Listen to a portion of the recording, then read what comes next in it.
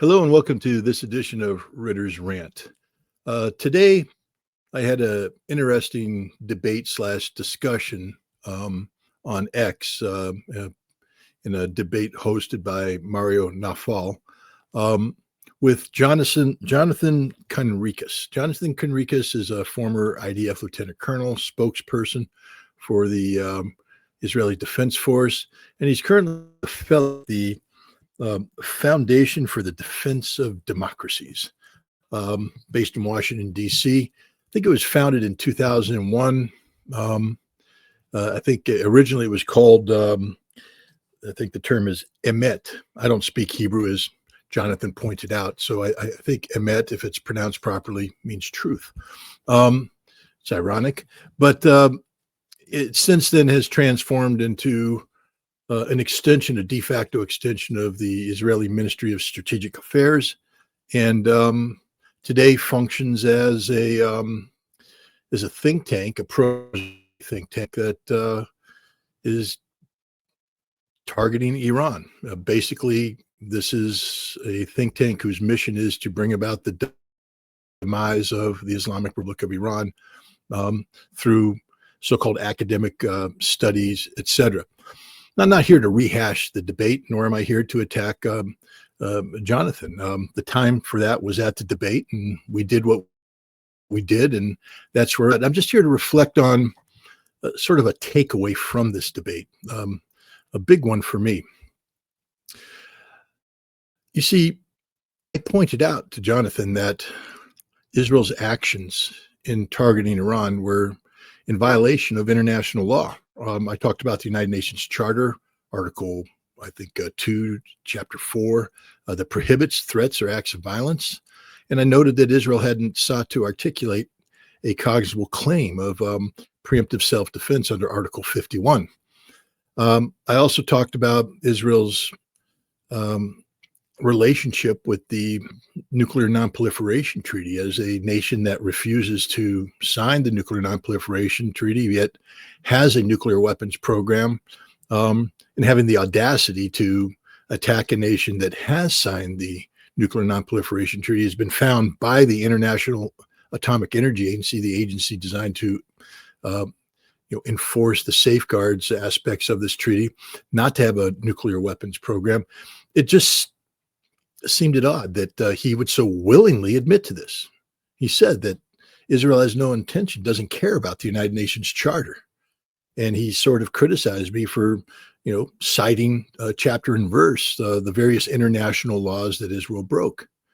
And likewise, he has no concern whatsoever for the Nuclear Nonproliferation Treaty. Well, they're a big fan of pointing to Iran saying, you're violating this treaty, but they don't sign it themselves, nor will they, because they view this treaty to be an impediment to Israeli ambitions. There wasn't even effort made by this former spokesperson of the Israeli Defense Force, this former spokesperson of the State of Israel, to defend Israel's actions. There's a half-hearted effort to articulate the threat posed by Iran, but then it was turned around. We being the State of Israel, don't respect the United Nations. We don't respect the Security Council, and we don't respect the Charter. This pretty much singled Israel out as a rogue nation, a nation that not only holds itself above the law, but operates in total contravention of the law. And this is an important thing for people today as we reflect on where we're going in the aftermath of this 12-day conflict between Israel and Iran. Those who believe that there's the possibility of a negotiated settlement, those who believe that the international community can rally around and bring stability to the region, the answer is it never will. Jonathan all but admitted that the Israeli policy, although not articulated, is and will always be regime change, the elimination of the theocracy that currently governs Iran. He says that the very existence of this theocracy poses a threat to Israel, and that Israel will endeavor to eliminate this theocracy, the leadership, regardless of what international law says. So the reality of this, if this indeed is reflective of the position of the state of Israel, and there's no reason why it shouldn't be, given the fact that Jonathan spent many years as the spokesperson of this rogue nation, um, the prospects of peace in the Middle East are nil. There will never be peace in the Middle East so long as there's the state of Israel, and the state of Israel believes that it operates not above the law, but despite the law. That the law has no bearing on Israel. That Israel will, when the time necessitates, accuse others of violating the law, but Israel recognizes no law but the law of Israel.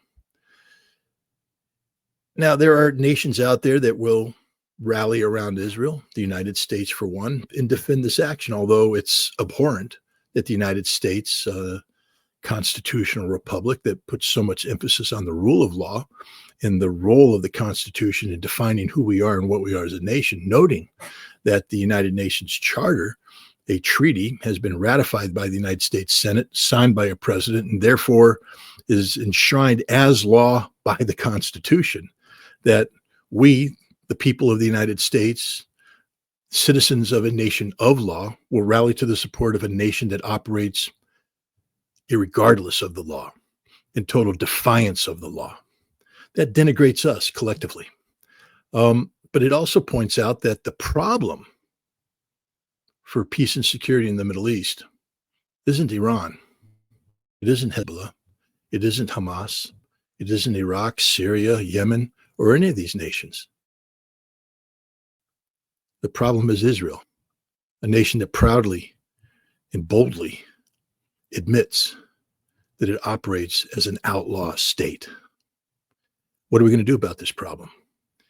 That's, if you can answer that question, you found a solution to peace in the Middle East. But right now, there is no answer. We will continue to support Israel, which means that the Middle East, and indeed the world, is doomed to continuous cycles of violence until there is finally a solution to the Israeli problem. Thanks for listening. That was my rant. I'll see you next time.